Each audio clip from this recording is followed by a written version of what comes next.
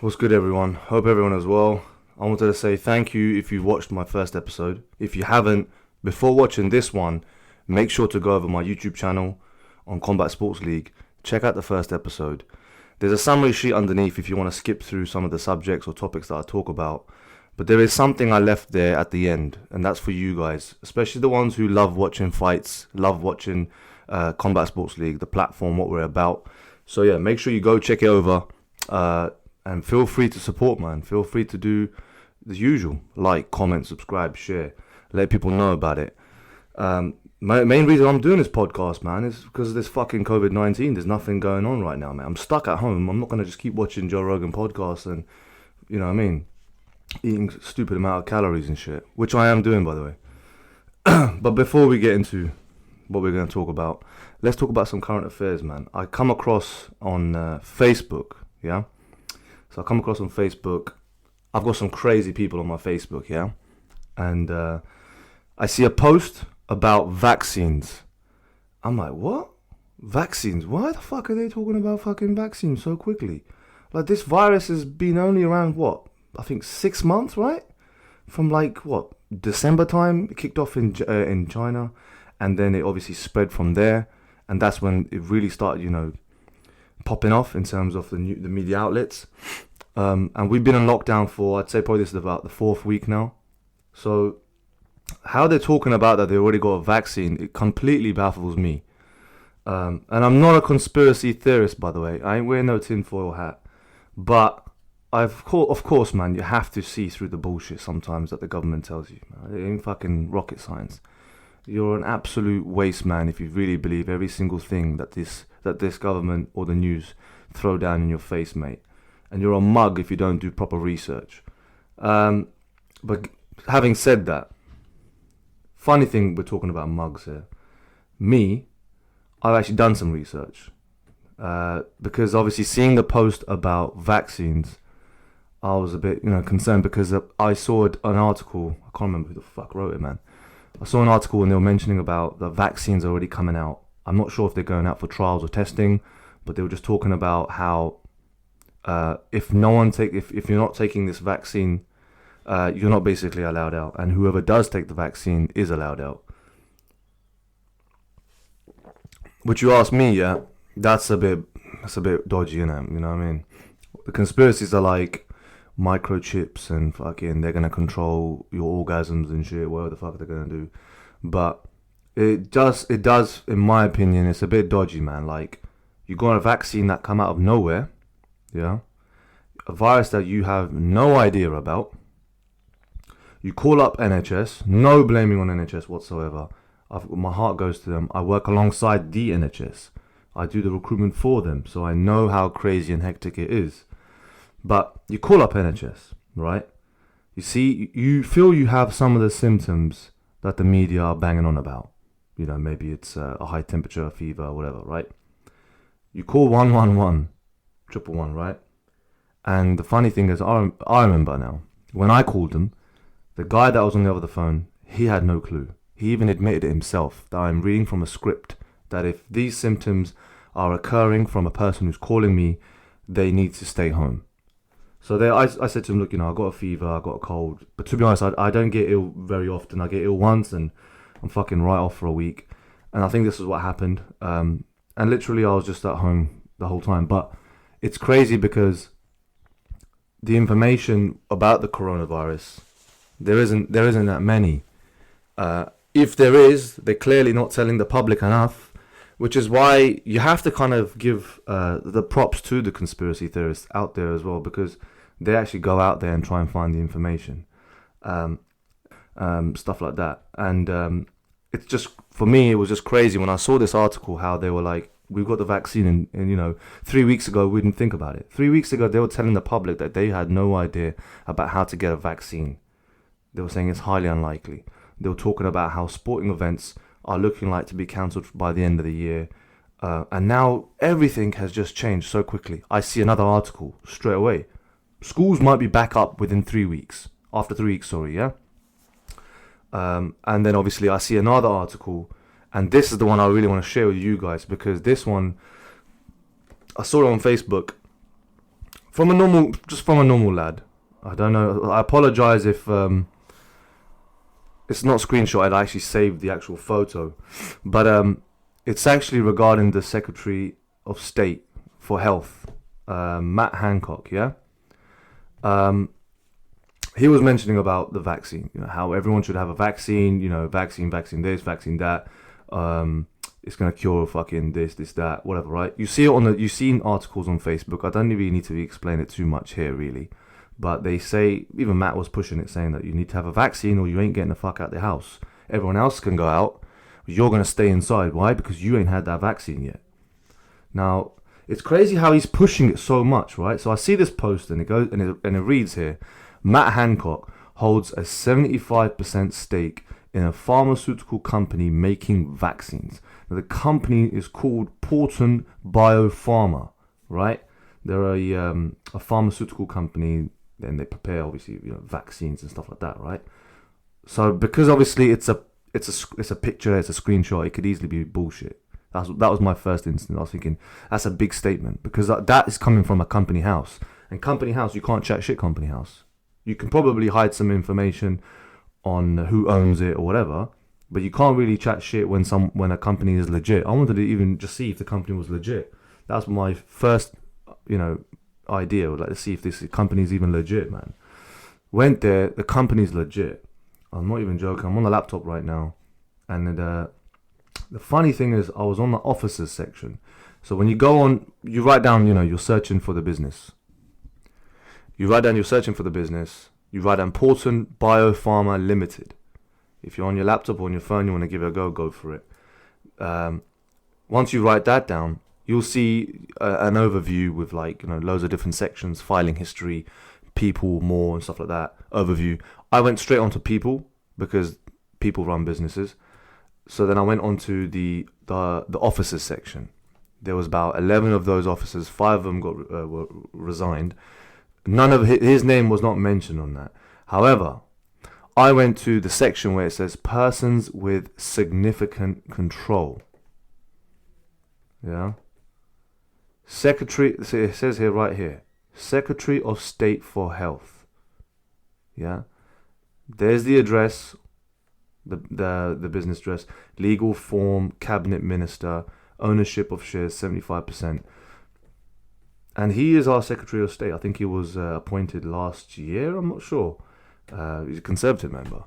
But it's quite funny, isn't it? How someone who owns most of the shares of a pharmaceutical company making vaccines, and he's telling us that we should take this vaccine or don't come out of the house. So it's already like giving us no choice, which is so frustrating because I always feel like we have moments in this country where we have to do what they say, otherwise you're fucking getting fined, you're going to jail or whatever. And then the way obviously the media portray that when they push that agenda from the government, it makes it look like it's normal to do that. And then that's when the division occurs. Some people are like, listen, I'm not fucking doing that. Some people are like, you should be doing it, mate. What's wrong with you? But yeah, that's the current affair that I thought I'd talk about because it came up on my Facebook. I was fucking blown out about, man. Madness. But this episode is going to be about white collar boxing. It's going to, in fact, be about. It's going to cover some parts of the documentary that was taking a piss. ITV did a documentary a few days ago in regards to white collar boxing. What do we have here? Yeah, so my thoughts on it. So I wrote a Facebook status, and I was just saying mistakes happen in all sports. And in sports, in business, in anything that you do really in life, there's always ways to improve. So for me to see, ITV and there's clearly some agenda going on against white collar boxing, to just basically downplay white collar boxing industry as a whole, it's a bit disrespectful because I don't think they're looking at other aspects or other pros or benefits to white collar boxing. So they were mentioning about, I think it was this person's death. I didn't watch the documentary, man, but I've seen so many countless smaller documentaries like this on YouTube. You go on YouTube, you write down white collar boxing, is it safe? there's tons of them. You see ABA coaches cussing the shit out of it. And they mention similar things that they do in the documentary. This documentary's probably just been made from so much information from other documentaries. That's how people normally make their ideas. And it just went to a mainstream media like ITV, and they just thought, let's push it. But having said that, I just think it's a smear campaign, man. I really do. I think it's a smear campaign. They're just looking at it and think, all right, cool, these are the bad points. These are the good points of white collar boxing, but these are the small bad points about it. Let's just go fucking take the piss out of all of them and put it on national TV. That obviously is going to piss me off a little bit because I'm a white collar boxing promoter. I'm not going to call myself a semi-pro boxing promoter. In my opinion, it's going to piss a few people off. But in my opinion, there ain't no such thing as semi-pro. It's not semi-pro. What is the definition of semi-pro? Semi-pro really is a fighter getting paid, promoter getting paid in an environment that is not regulated, right? However, having said that, just because you are in a platform that is not regulated doesn't mean that every single aspect of that platform is not regulated. You might have legit referees. But however, some referees, well, a lot of them tend to be from ABA. If you think about it, ABA is like a big family of a big organized family of boxing. So they don't want to deal with the white collar boxers. They don't want to deal with anything to do with that. They've got their own little section here. They're working on that. I think what's happening really when you look at this video and you look at the documentary, you look at all these videos on YouTube where they're cussing it. I don't think ABA like the fact that we're fucking growing fast. I really do. I don't think they like the fact that we can promote it, and we can promote it really good. I just think that they have a very, I wouldn't even say it's a niche, man. I mean, my vocabulary is so fucking bad. It's like ABA doesn't even allow sponsors, man. You can't even get fucking sponsors there, mate. You do a show locally, you want your local businesses there. You want to help them out. You know what I mean? I'm pretty sure they can do charity, amateur boxing. I'm sure anyone can pull out a donation link and stuff like that. And I'm sure all the governing bodies, they're all working there.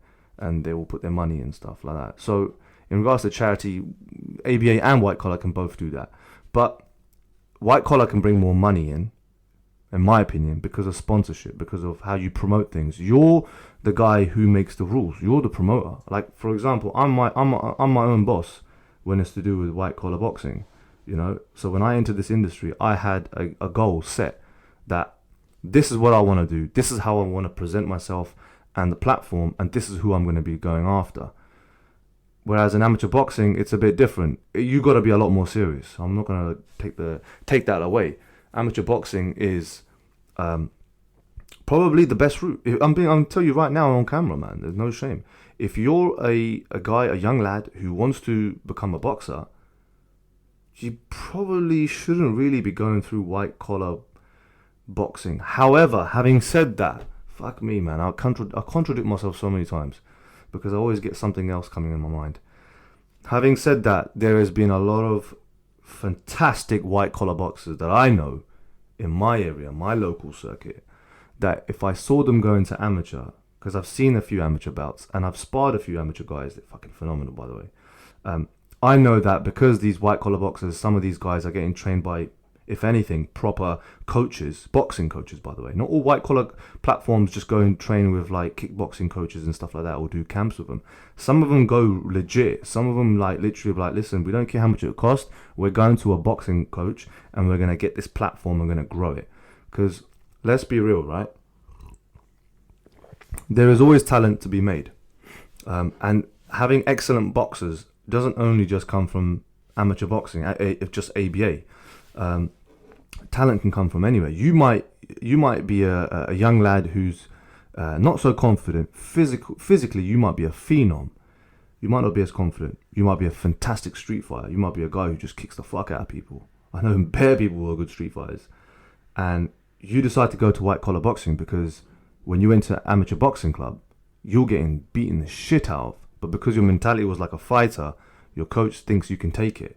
And so you're going to be fighting amateur boxers with a big career, a big record, or experienced record, and you go into these, I'm not going to mention some of these clubs, but they do it. I'm going to tell you right now. Some of these clubs, you'll go to them, and you're going to be sparring, let's say about 5-6 people to jump in the ring. You'll be fighting them. You're not going to be boxing them. They're going to come and take your head off. Most of the guys there will come take your fucking head off at amateur boxing. They don't fucking play games. Why? Mate, time is money. And also, these guys don't get paid. Amateur boxers do not get paid. White collar boxers, they can get paid. They can also get paid through sponsorship deals. That could be a monthly thing for them, depending on the deal that they make. But also, they get money from ticket sales. Amateur boxers don't get none of this. Unless I'll put my hand up, I'll be the first one to put my hand up. Unless I'm wrong, unless someone can tell me on the comment section that, hey, amateur boxers can get paid, they can't get paid. They don't get paid ticket sales. They don't get paid sponsorship money. So when you look at the talent, so the example I was given, you could be a sick fighter, you get your ass kicked in an amateur boxing club, you're still a young lad. Let's say you're 17 or whatever, 16. I know so many of those young lads who are physical when they're 17 and 16s and stuff. So you go to amateur boxing, you get your ass kicked, yeah? Standard. But if you go to white collar boxing, I'm not saying do it, but this is becoming quite common now for a lot of youngsters to go to white collar and then go to amateur boxing. So that's what frustrates me, is why is ABA cussing us when in fact we help some of these lads build their confidence up. I'm saying that white collar can help ABA is because kids like these, like I mentioned just now, when they're suffering all of this, right? You take them to an amateur boxing club for the first time, they're going to be low in confidence, man. Trust me. They're not going to bowl in there like Ric Flair. They're going to be low in confidence. And when they get their fucking ass kicked before they even learn how to throw properly, that's probably going to have a detrimental effect on their mental health as well. A lot of kids now, you have to fucking pamper them, man. I know it's so crazy, and you can call it like, the snowflake generation and shit like that. In my opinion, that's a disrespectful generation because it's not the kids' fault why they're like that, why they're so sensitive, why they get aggressive very quickly. It's throughout the years of neglect from embarrassing parents, and obviously lifestyle choices. But then you look at the country itself, we're not exactly fucking built to, help these kids right now. We're a bit of a mess at the moment. So when you see stuff like this, man, so when you see a little kid who's physically talented, has street fights, goes to an amateur boxing club, gets his ass kicked, he's already going to he's going to mentally be upset about this. He's going to be like, fuck, man, is this really for me? Straight away doubting themselves. A lot of kids will doubt themselves, right? There's nothing wrong with it, man. But then they go to white collar boxing, and this is where I'm telling you why I feel we bring so much value, man. And these people need to know that. These people, these coaches who think they can just cuss us, man, they need to know that we also bring some value in the industry, okay? I'll give you some examples.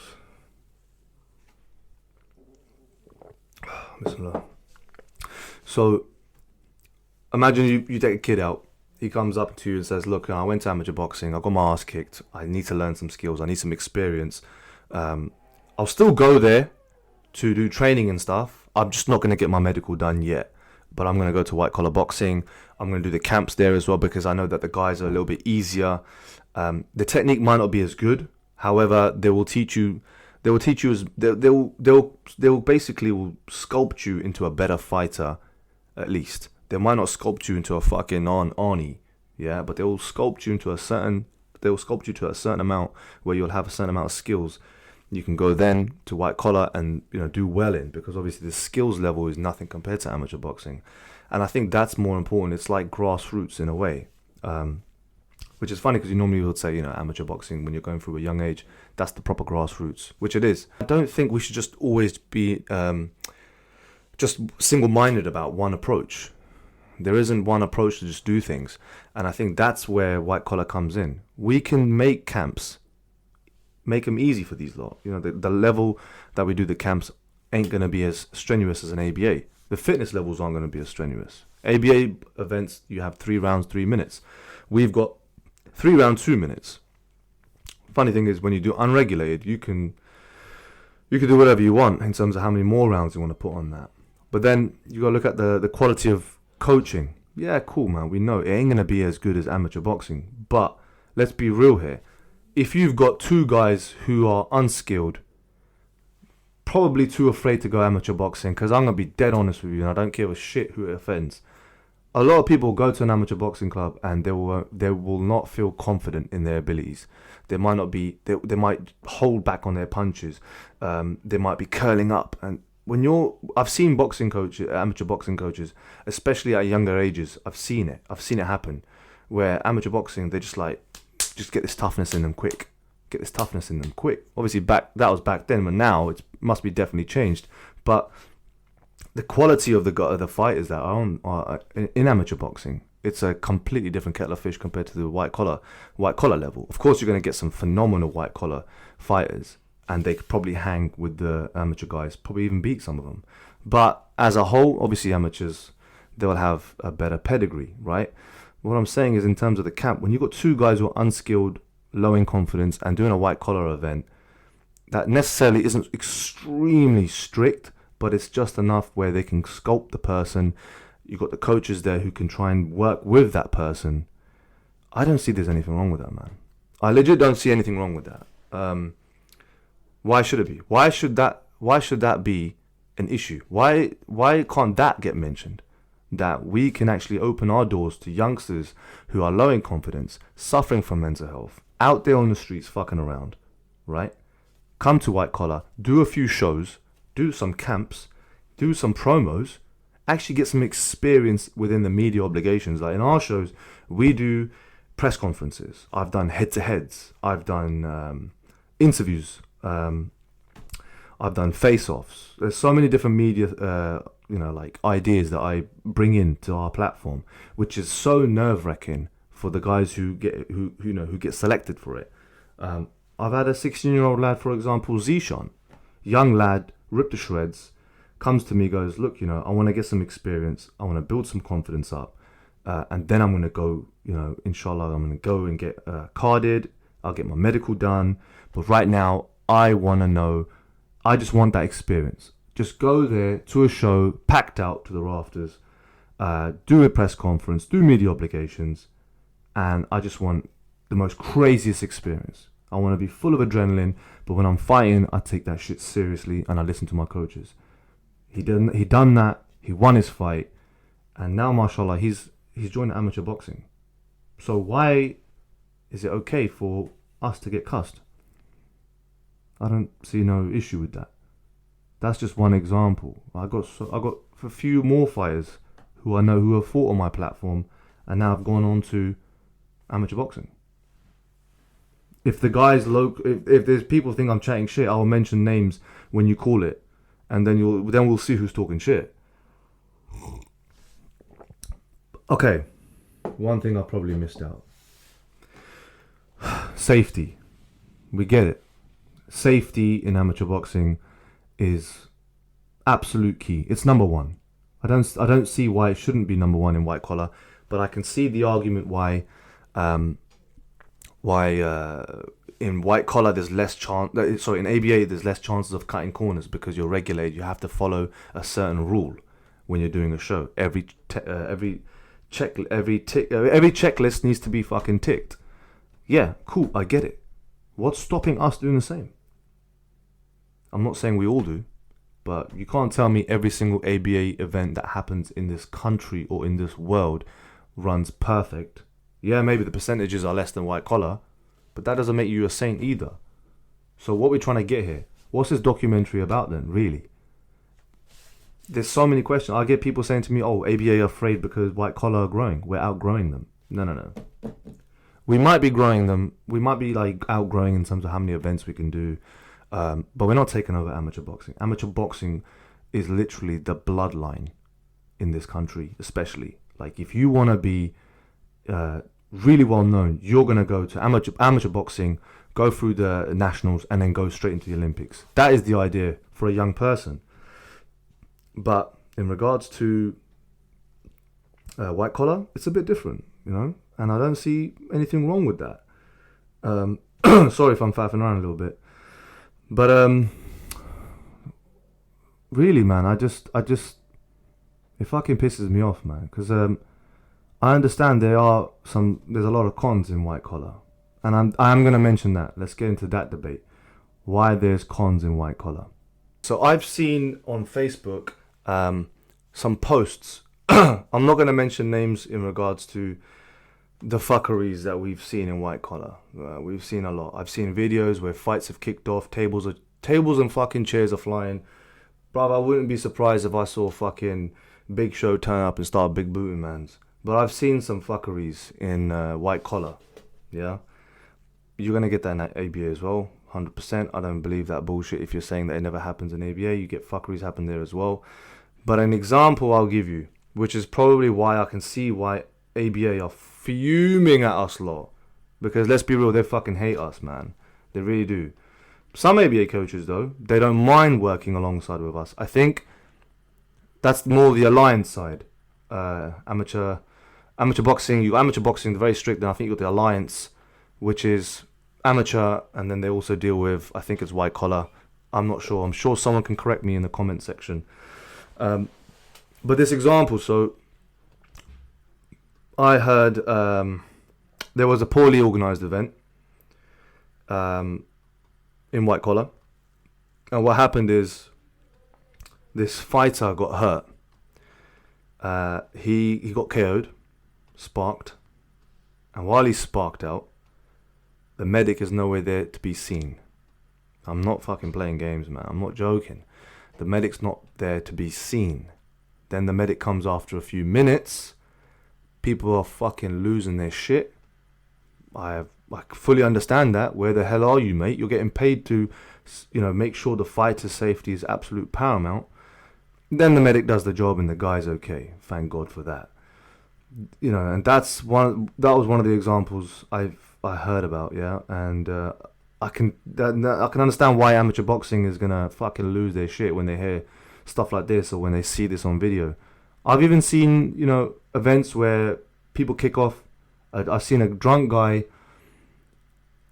I think a drunk guy was trying to do a flying kick. Right? So yeah, there's two groups fighting. Drunk guy is doing a flying kick, stacks it, slips.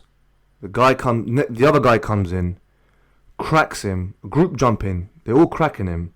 This guy is drunk, by the way. The flying drunk guy, yeah. And while he's laying there lifeless, probably trying to move a little bit, a guy fucking comes up. A drunk guy comes up and kicks him in the head, straight, stiffens him up, bruv, like a board.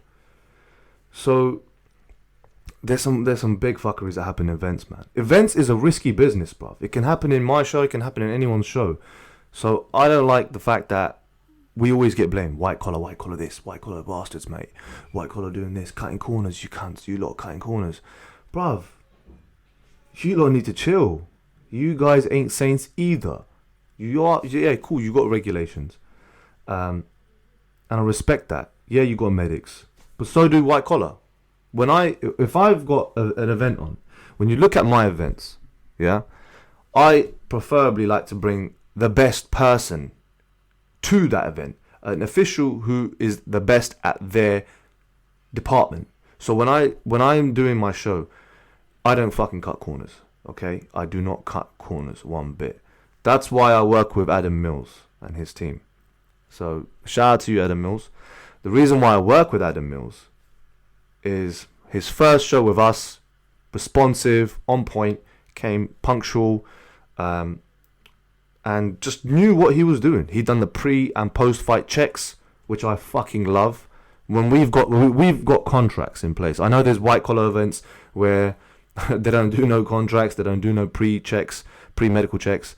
That's a big no. When we do risk assessments, we make sure all this is in place.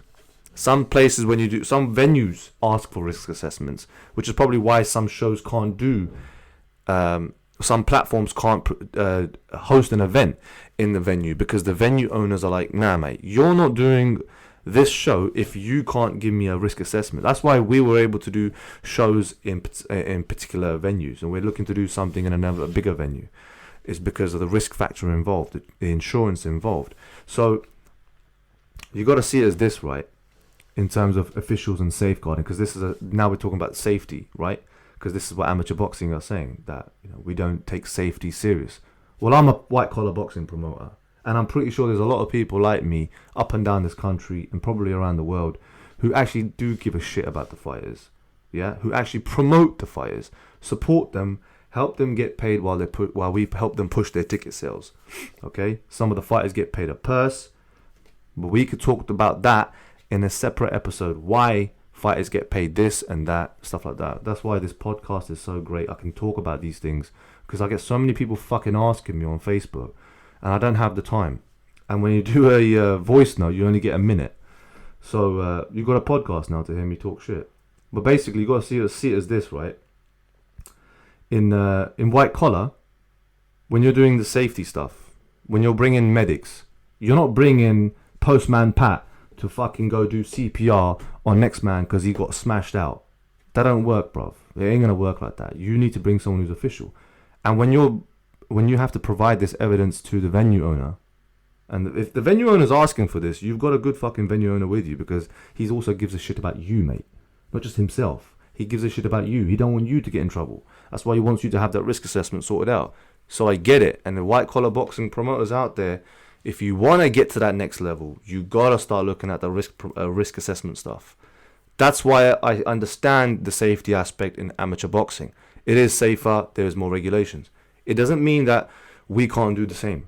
Why can't we do the same? Why can't I use my boy Adam Mills? Right? What's wrong with using Adam Mills? I don't want to use fucking David or Stephen or fucking Graham from amateur boxing because he's a medic. Do you know what I mean? Yeah, cool. He's probably done 10 amateur boxing shows, and he's become a medic for that, and he's done all the ABA side of things that they want him to do. I'm sure they've referred him to, or go to that guy and get a course done. Yeah, proper amateur boxing. Now you're a medic, mate. It's health and safety. It's health and safety. If I'm looking for a medic, I look at the same credentials as professional levels. When you're saving a life, you don't try and cut corners. So that's where I don't understand the argument of amateur boxing. I do, however, understand in some cases how they will cut corners. They bring the quack doctors. We call them quack doctors or ducks, whatever, right? The ones who they'll just fucking bowl in, probably snorting coke, and they're like, yeah, mate, medical, yeah, boom, boom, boom, boom, boom, boom, boom, lovely, safe, 350, mate, sweet, see you next week. I can understand those type of people. Trust me, I can understand that. And yeah, you do get that in white collar, of course. I don't, highly unlikely you're going to see that in amateur because it's regulated. Yeah, cool, we get it. But most of the time, man, you're not going to see that in white collar. Why would you? You will get called out for that. If I brought in Joe Bloggs to be a medic, he bowled in, and he had absolutely no dickery-do what he was doing. You telling me he won't get called out for it? You telling me I won't get called out for it?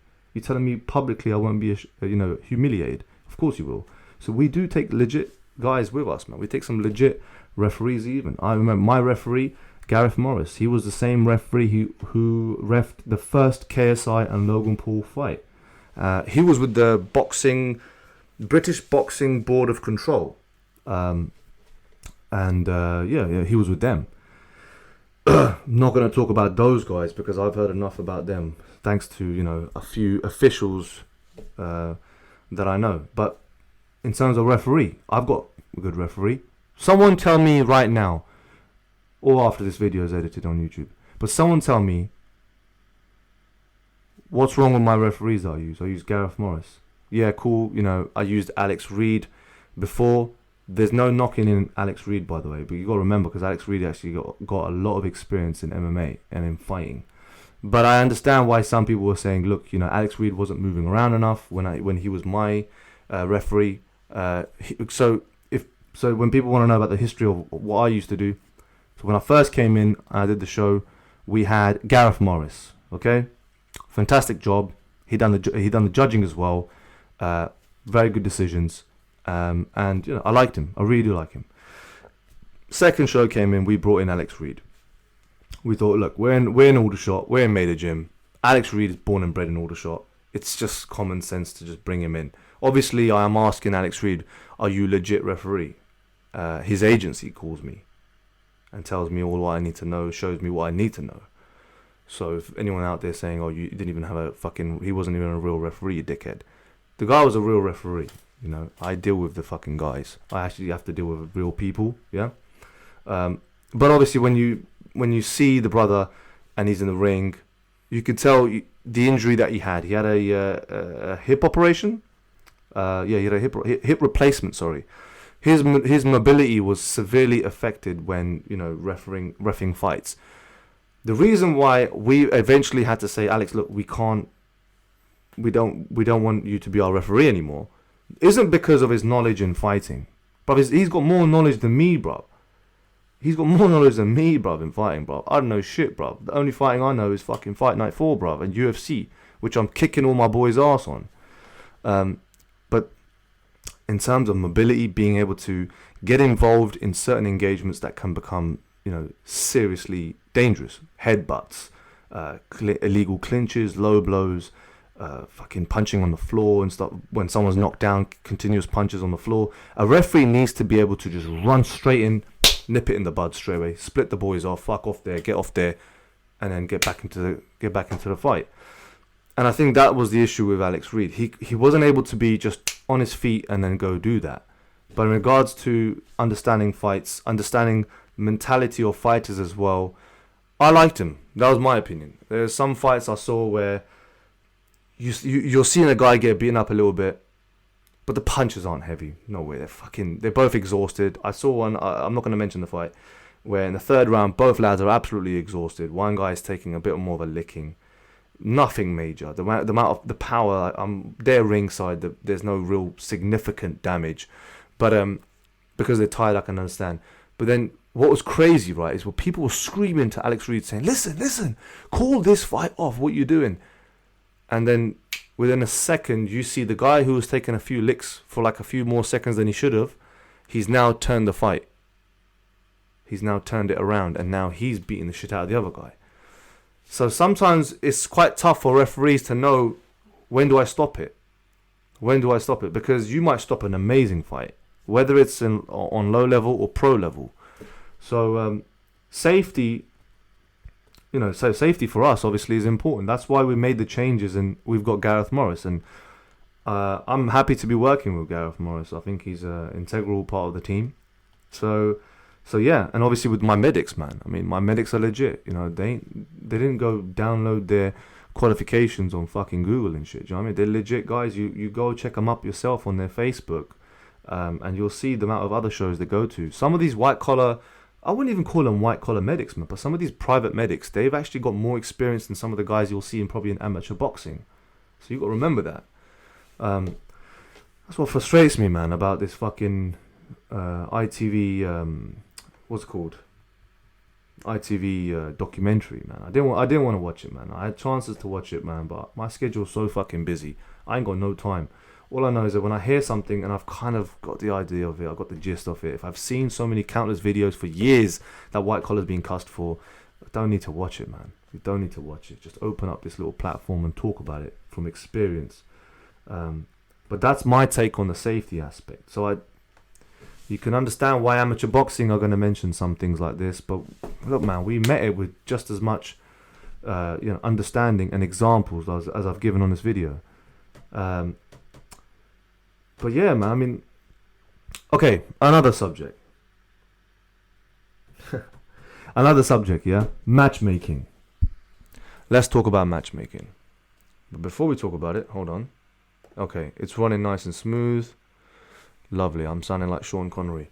So basically, matchmaking, yeah? ABA guys, the documentary was saying about matchmaking, how the fuck you can matchmake someone who's done 8-week camp for 2 weeks, so twice a week, 8-week camp, and you see them for about an hour or something. How are you able to match them up? I understand fully, man, that it's a fucking tough ask. You're looking at the guy who's had to do it himself. My first show, I ran what's called fight camps.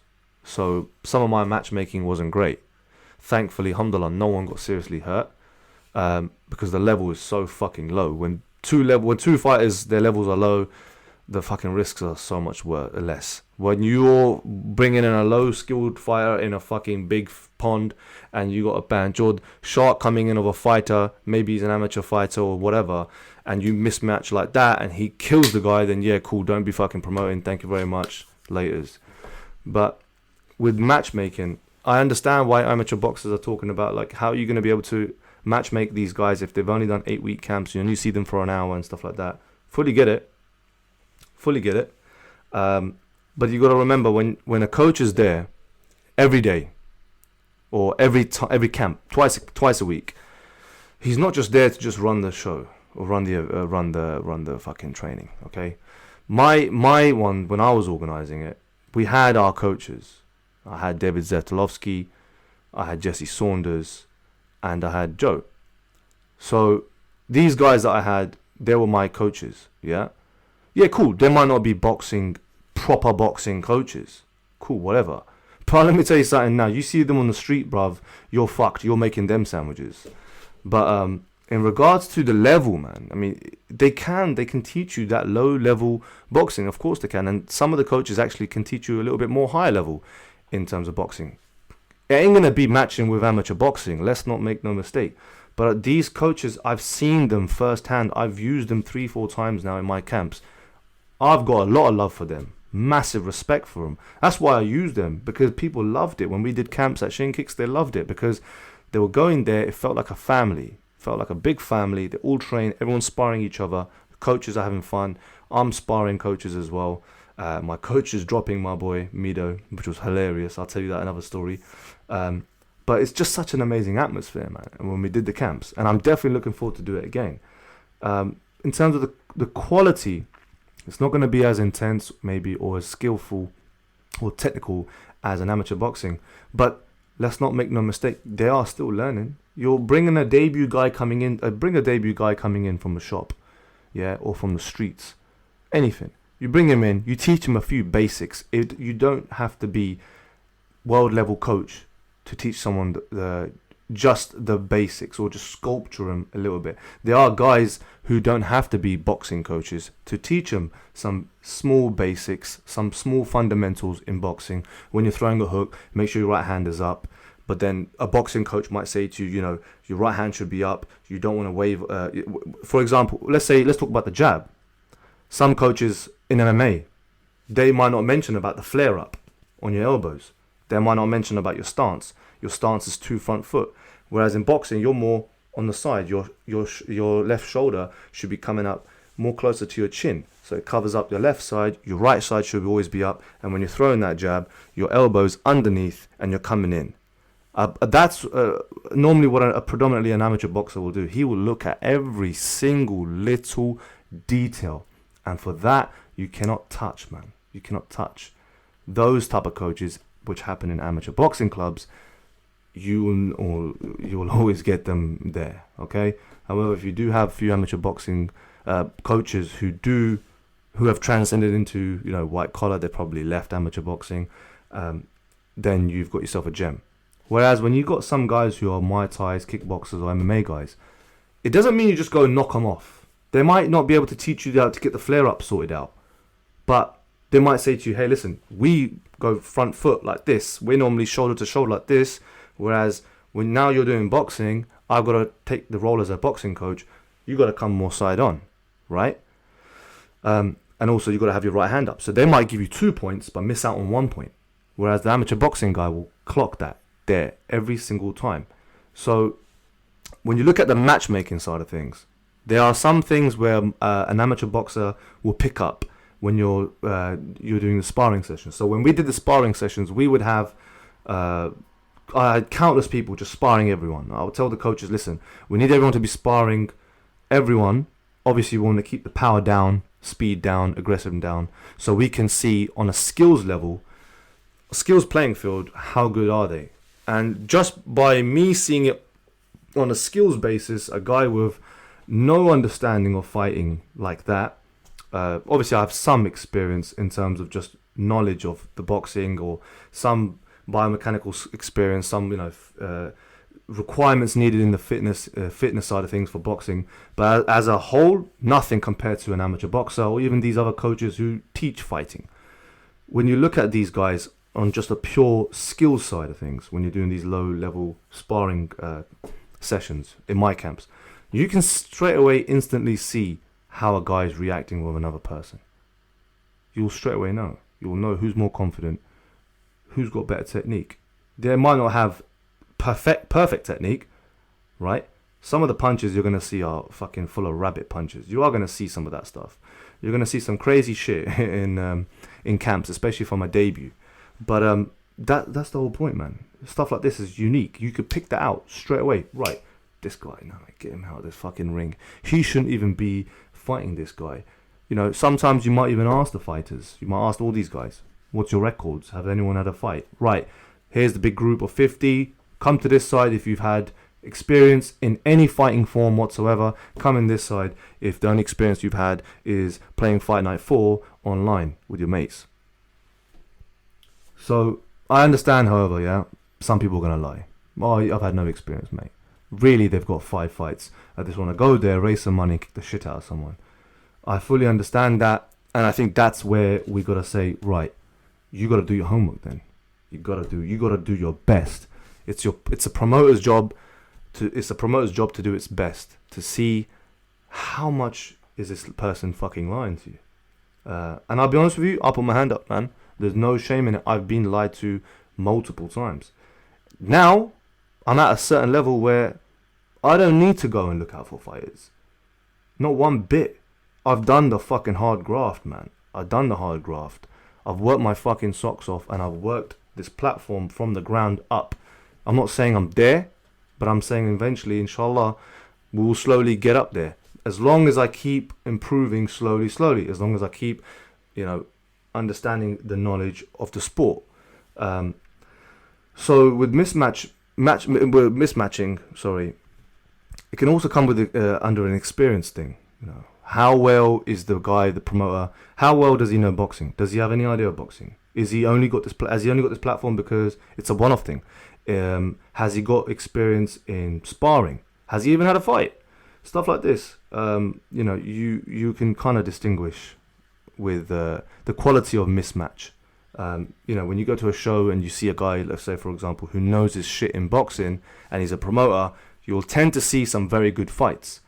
But I can promise you one thing: when guys start from the beginning, the bottom, outside of ABA, so white collar, of course their shows aren't going to be as good as amateur boxing. That's been going on for years, mate. That little cult there, they've been doing that solid shit for years, mate. That's knowledge passed down. We don't get that knowledge. We have to go find it or copy it. So when we're extracting information, which is completely fucking normal to do in white collar, you're learning.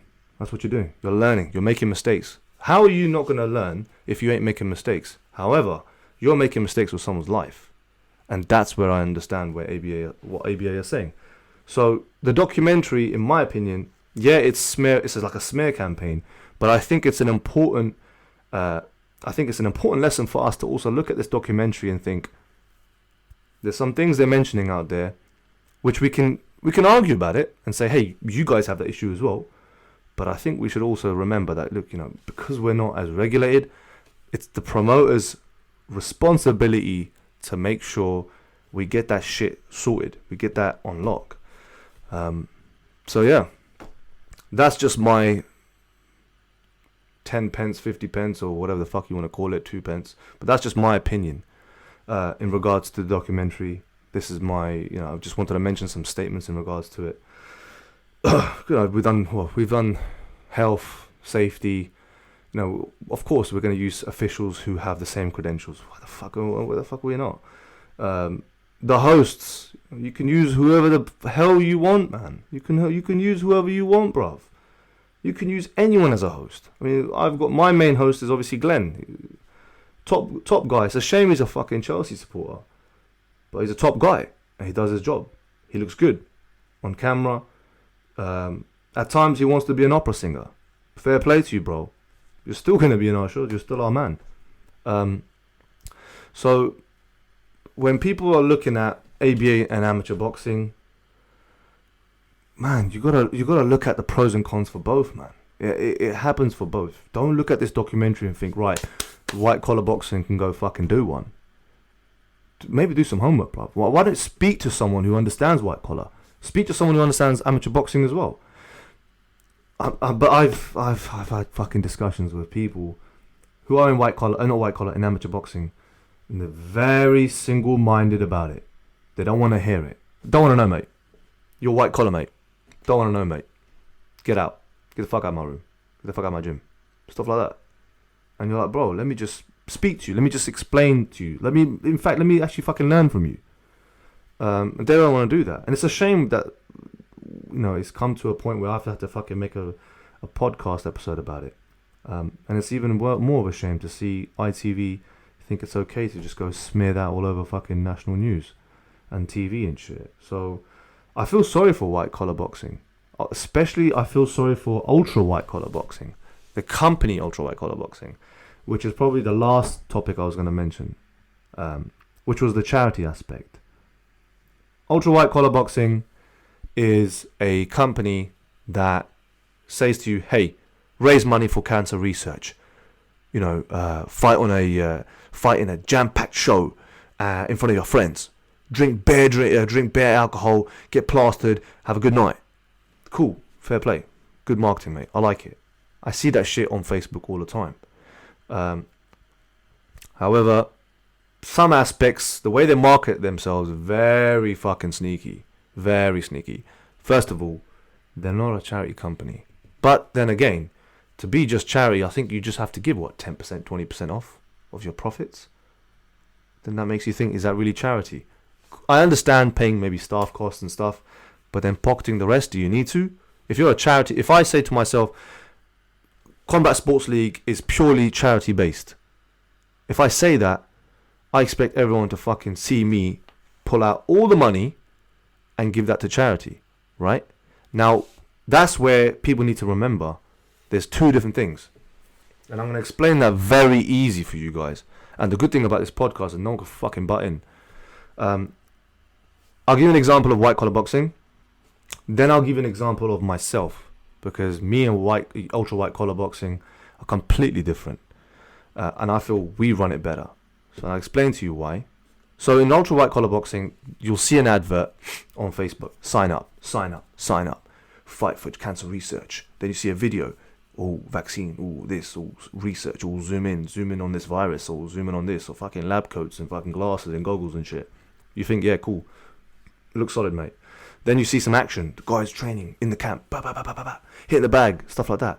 And you think to yourself, bruv, this mate is fucking proper going for, cancer research here, bruv. Bruv, he might find a cure, mate. Bruv, they've been doing this for God knows how long, bruv. Cancer research probably going on longer than ultra white collar boxing. Not knocking them off yet. But in terms of the charity aspect, it's very sneaky how they do it. They tell you raise money or raise awareness on charity. You got to look at some of the wording as well, people. It's so important that we look at the wording on how companies address themselves or their event. UWCB, from what I know, from sources that work inside UWCB, they say to me that they normally look at ticket sales. They normally are saying to people, if you can get £50 on your donation link, yeah, great. We'll get Megan fucking call you from cancer research, and she'll fucking call all 50 people that are in the fucking camp and get £50 off all of them. Yeah, good luck, Megan. You ain't doing that. We know that, because you're gonna get your money elsewhere probably. But in regards to how they get their money, cancer research normally rely on the donation links. And UWCB are amazing at that in terms of raising money through donation links. They're amazing at that. Can't deny it. I think they use Just Giving. I'm not sure. Someone can confirm that for me. And then you ask yourself, hold on, man. I'm here to just raise awareness on cancer research. Why do I have to push to sell tickets? Why do I have to sell 20 tickets? In fact, why do I have to go to Eventbrite and pay extra money to buy a table that I have to pay in advance before I even started in camp? Before I've even done matchmaking, I've got to buy my tickets. Mad. That's a mad strategy there. The funny thing is, I know some businessman, and that ain't legit to me. I'm not saying all ultra white collar boxing do that, Yeah, so the ones that I spoke to, the ones that are my sources who obviously work alongside ultra white collar boxing, trust me, man, we've all got connections. It ain't fucking hard to do that.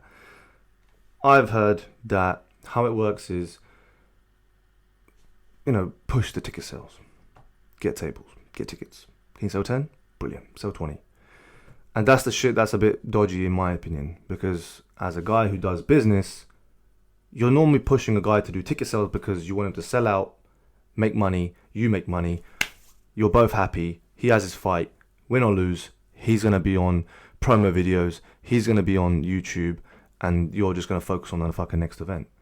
So, whereas white collar, ultra white collar boxing, I'm not saying they all do it, but it seems to be a pattern now with a lot of their, a lot of their teams in different areas of the country doing it. They're like, donation link, guys. Okay, we're going to get Megan to, fucking chase you lot for your £50. So make sure you, get your donation links in. Fair enough, man. You're raising a lot of money on it. Why are you pushing the ticket sales so much? And because the reason why they push the ticket sales, I'm told, and it makes sense, I'm told it's because the ticket sales don't really go to the donation. The ticket sales do not go to cancer research. The donation links that each fighter at ultra white collar boxing goes to cancer research. So your Megan, your standard Megan there, or your Tracy, or your fucking whatever, Bushra, whoever's working in cancer research as an assistant, her job is to handle that event. All those fighters, her job is to get as much donation as possible. She'll be fucking working alongside all these fighters, pushing them every now and then. Hey, try and get £5 here, try and get £2.50 from Graham, fucking stuff like that. That's how they all work. But in terms of ticket sales, the whole team in ultra white collar boxing are gonna be on your case. Before you even put your bag down in like the third week. Excuse me. Have you sold your tickets? Have you paid for it? And before you even hit a break of sweat, before they just on your case. You think I'm chatting shit?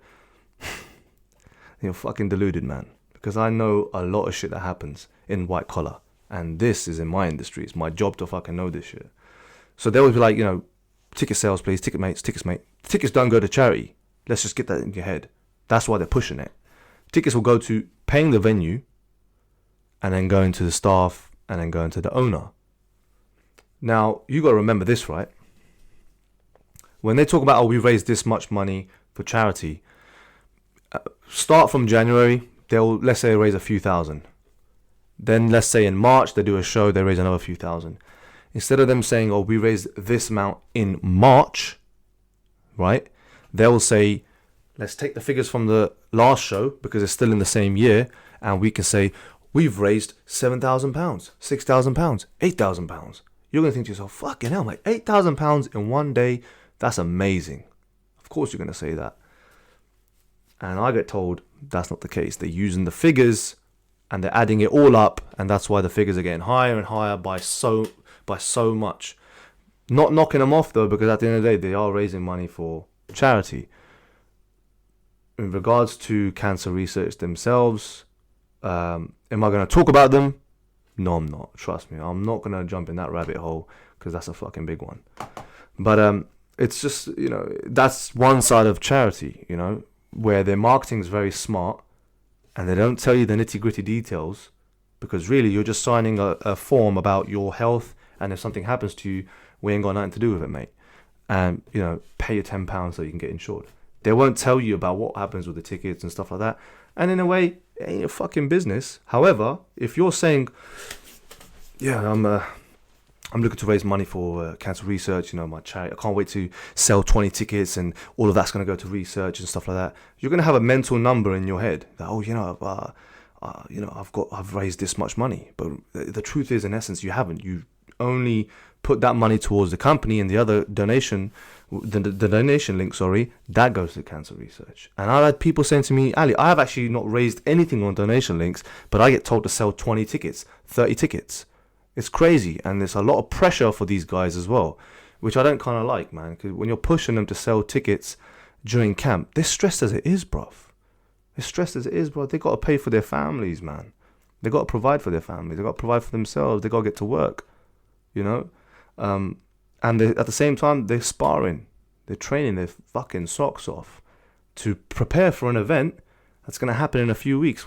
If they can't sell tickets, don't fucking force it out. But that's where UWCB won't want you. So they will say to you, that's why you see their first day of the camp, the pictures of their camp. There'll be like 60 people, 70 people. It's sick, no doubt about it. Like I said, by the way, this video is not knocking them off, because they bring in so much awareness to to white collar boxing. That's why you see such a big amount in the start. You see a picture, you think, fucking hell, mate, Barnet's rammed. London looks sick, because there's like 60 people there taking pictures. But then after a few weeks, it goes down to like, 30, 40. And then the week after, it's less. It goes less and less and less. Why? Yeah, cool, you're going to get some people who are going to be like, fucking, I ain't doing it, mate. I'd rather go on a Saturday night out. Yeah, cool, I get it. So you might just pull out. Yeah, you pulled out. Then you get guys who talk shit. Yeah, mate, I can't fight, mate. The miss don't let me. Whatever, man. You go in it, Romeo. Then you got people who get injured. I know people in my own camps that have been injured, thanks to Rebois. And then obviously you got people who can't sell tickets, man. They can't sell tickets. And that's, for them, out of all the other ones, that probably hits them more mentally. That, fucking man, I can't sell no tickets. That's fucking embarrassing, man. I got like 2 people coming. What the fuck is that? And they won't even let me bring 2 people. And I'm trying to do it for cancer research. Some of these guys, they've got a legit good heart in them, and they might not be able to sell tickets. It's upsetting to see that they can't, participate.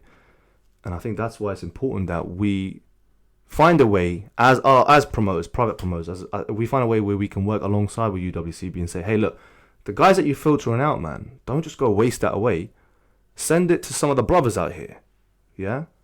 I'm not saying I need fighters. I don't need fighters. I've got fucking too many on my database. But some of the guys who are new in the game, who need fighters, give some of that love to them. Help some of those guys out who want to, prepare for a fight and stuff. And then that's just the one side of charity. Yeah. The other side is what I did. So my first one, as a Muslim man, I was like, look, I've done so many things in my life. Some of the things that don't work. Why don't I just do a show and see if this platform, this thing that I've worked tooth and nail for, so let's see how it goes. And I was able to raise over £6,000. You'll see on my first episode. And that was by far the best day of my life. That was by far the best day of my life. Because I was able to say, you know what? There's £6,000 here. And all of that is going to, what's called Syria. So when I had all that money, I call up Habib. I'm so excited. I'm like, Habib, bro, I'm going to call you. I'm going to come see you. I'm going to show you this receipt, bro, and tell me what I need to do next. And Habib is like, he's older brother with me. Tells me, look, all right, cool. Where's the P's? Let's count this. So we counting it. I get a receipt saying, okay, this is how much you got. This is how much was raised. I was like, brilliant. Because we didn't cut no corners. We paid the staff. I took nothing for myself. And all that money that we counted, I remember counting with my mum. We counted it all together, and I went straight to the mosque the next day and gave it and got the receipt and took a picture of it straight away to let people know we didn't fucking play games. We just got it done straight away. And after that, I thought to myself, that was a blessing. That's a sign for me to just continue on with this platform and see what we can do, what more we can provide, how many youngsters we can help change their lives, how many we can empower, how many businesses we can help advertise, because we're in a digital world. I just thought, this platform touches on so many bases, on so many different levels. It had to be done, man. It had to be done. Now I know I got the blessings, alhamdulillah. I've just relaxed, man. As I'm getting older, I just relax, man. I'm not this hype guy anymore. I'm just chilled out, relaxed. I've got my own small circle that I chill with. If you see me in the gym, cool. I'm probably lifting fuck all anyway. If you see me in the sauna, I'm probably crying anyway. But yeah, man. I mean, that's for me. I mean, obviously, I'm not big enough to do a charity show every single show, because I'm trying to grow the platform. If my money is all going to charity, every penny of it, you got to remember, man, how is the platform going to grow if every single money or any kind of profit after your costs just goes to the charity? It don't make no sense like that. It's about time you guys understand that. That's why I thought to myself, okay, first one's done, all charity. By the way, just to let you know, we also raised money for hospice, the work in hospice. We raised a few £100 for work in hospice. At the same time, we were raising money for the Syria relief effort, because at that time there was a massive catastrophe that happened there. I think it was to do with bomb. There was some serious bombings. It was all over the news. I remember, the people in Syria. There was so much shit that was going on at that time. It was all over national news. So we just made it was just common sense to raise money for that at that time being. But this platform is still a baby. We still got to grow this platform. And who knows, when this platform grows to a certain extent, I would love to open up a charity foundation, inshallah. And there's no shame in that, man. There's no shame in that one bit. It just takes time. This is just something that I got to do. Time, alhamdulillah, time for now is on my side. And that's where I feel I can, hopefully do well and figure a way to just put something towards charity every time money is being made. I can't remember what they call it. Is it sadaqah? I mean, sadaqah is for the non-Muslims out there who are watching this. Sadaqah is like, I think it's to do with when you've achieved something, you take a certain amount of money and you put it in a jar, and that goes towards charity or something like that. And I think that's what it is. So I did the usual that. But in terms of my shows, the shows going after that, so after my first one, which was all charity, then I had to set the platform. Right, what are we doing? How is it going to function? How am I paying my costs? And that's where I thought, right, let's just get a donation link out. Because if we get a donation link out, we can raise awareness on the actual issue, right? Which all it takes is just to hit 1 or 2 people around the world, and they can help you bring more donations in for your own link. Raise awareness on it. And, obviously put your effort in having a donation link available. I put my hand up. I think I should try and put my donation link in every single post. I'm sorry if I don't. I'm a fucking forgetful idiot, because I've got so much shit in my mind. But I'm doing it because it's my choice, not because religion just tells me. Of course, that has a certain factor as I'm a Muslim, but it just depends on sometimes the individual. Does that person want to raise money for a charity? If so, what's his platform? What's his strategy? How's he going to do it? And for me, it's, let's get this platform growing. And while it's growing and I'm reinvesting the money back in, let's have a little something on the side. If people want to put something towards it, they can. And I don't see there's any issue with that whatsoever. If someone has a problem with it, they can drop me a comment, not a problem. They can even call me. I'll give you my number. But yeah, that's the charity aspect, man, in white collar. And it's just it's crazy. This whole topic, man, it just covers so much. But yeah, I mean, some people just join white collar because they just want to get the experience, man, one-off experience. You don't really want to go to, if you're going to amateur boxing, you're taking that serious. Eventually, if you're doing amateur boxing. If you're doing white collar boxing, I'm not saying you're not taking it serious. Amateur boxing, though, is like, it's a clear route. Right, amateur boxing, nationals, champions, Haringey Cups, hit the pro level, hit the Olympic level. There's, a clear strategy or clear path that they want you to, excel in or focus on. In white collar, it's like white collar. You can hit Queensbury, you can hit pro level. You can still go to amateur boxing afterwards. So, don't need to knock us down, man. Don't need to knock us down because of a few idiots out there who don't seem to care. Because you get those type of people everywhere, in any sport, and in every platform. And that's me for today. I'll hopefully hear you guys again soon, inshallah. I'm going to get this filmed out. It's going to take me God knows how long, man. Technology is something I'm fucking so bad at, man. I could do a fucking other episode and talk shit about that. But the good thing is I've worked out how to charge the phone. So you can say I'm improving. But, inshallah I'll have another video out by next week. And we'll cover some more topics. I've got so many topics to talk about. I think I'm getting a little bit more confident as well. So you can see, inshallah, we'll be doing some interviews. There was someone mentioning about house parties. I've got no idea what house parties is. Do I want to know? Maybe, if it helps the platform. The idea is to interview people live on Skype. I can record it with my equipment and Mr. T over here, which is all cold. But yeah, man, I mean, I'm getting a bit more confident, so you're going to see more content out real soon. And before I go, make sure you like and subscribe, man. It ain't hard. Like and subscribe and support your boy. It's not hard. Share the video, comment, like, do whatever you want to do. Just make sure it's out there. And inshallah, I'll see you guys on the other side. You, me, or nobody is gonna hit as hard as life.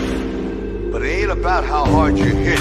It's about how hard you can get hit and keep moving forward. How much you can take and keep moving forward.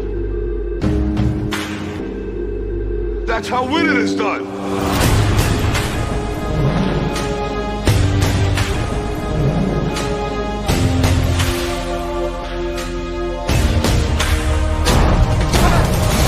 Now, if you know what you're worth, now go out and get what you're worth. But you gotta be willing to take the hit. And not pointing fingers saying you ain't where you want to be because of him or her or anybody. Cowards do that, and that ain't you. You're better than that. This here is all about my wife, my kids, the life that I live. Through the night, I was his. It was right what I did. My ups and downs, my slips, my falls, my trials and tribulations, my heart, my walls, my mother, my father. I love him, I hate him. With God, I didn't have him, but I'm glad that he made him. The roaches, the rats, the strays, the cats, the guns, knives, and bats. Every time I scrap, the hustling, the dealing, the robbing, the stealing, the shit, hit the ceiling. Little boy with no feelings.